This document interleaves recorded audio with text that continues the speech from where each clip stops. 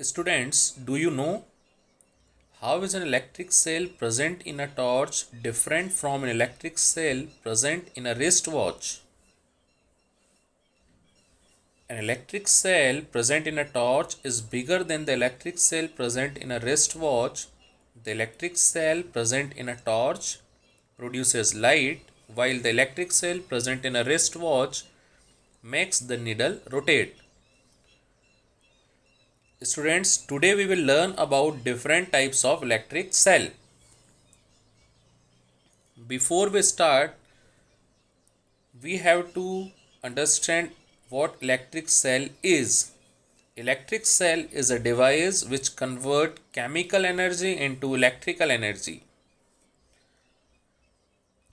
Generally, there are two types of electric cell: primary cell and secondary cell. Primary electric cell. Primary electric cell are used once and they are thrown away. They cannot be recharged. A primary cell sets off chemical reaction that use up all the chemicals in the battery. Therefore, after one use, the cell becomes useless. Generally, we use these types of cells in toys, clocks, lamps, flashlights, radios, calculators, etc.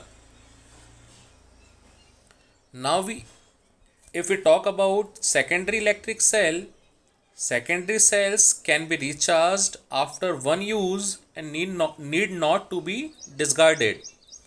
In this cell, the electric energy can be stored as a chemical energy which is then converted into electricity. Therefore, it is also known as a storage cell. It can be recharged by passing electric current through it. Secondary cells are used in mobile phones, laptops, emergency lights, and electric vehicles.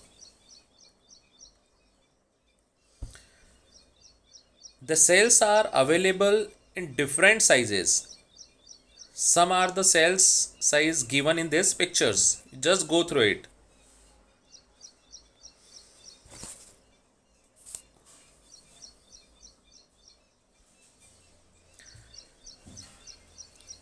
Students, the main difference between primary cell and secondary cells are: primary cells cannot be recharged while secondary cells can be recharged. Both cells convert chemical energy into electrical energy. Primary cells contain electrolytes while secondary cells contain liquid electrolytes. What is electrolyte? Electrolyte is a chemical which is used in the cell. This chemical is converted into electrical energy.